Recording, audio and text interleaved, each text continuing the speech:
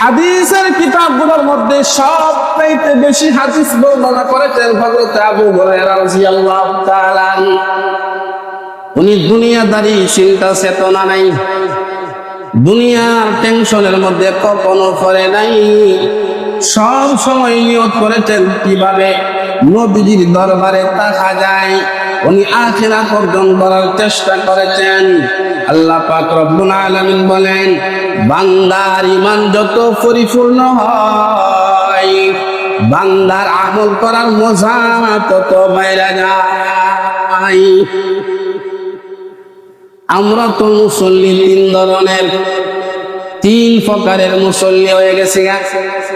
কিছু মুসল্লি নামাজ পড়ি না বলে শান্তি মেলে না, আবার কিছু মুসল্লির প্রতি আল্লাহর ফেরেশতারা লানত দেয়। কারণ হাদিসের মধ্যে পাওয়া যায়, বান্দা যখন নামাজ পড়ে ফেরেশতারা নামাজের সওয়াব গুলা লিখতে থাকে।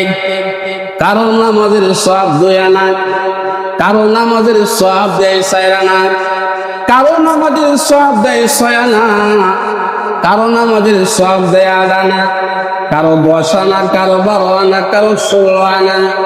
আল্লাহর নবী বলেন, কারো কারো নামাজ রে একেবারে সওয়াব না দিয়া ফেরেশতারা নামাজদারে পুরাতন কাফরের মধ্যে লইয়া নামাজির মুখের মধ্যেই ডামারে আর কয়, তোর নামাজ তুই লইয়া যা, তোর নামাজ তুই লইয়া যা। এই নামাজ আল্লাহর কি নাই দরকার নাই।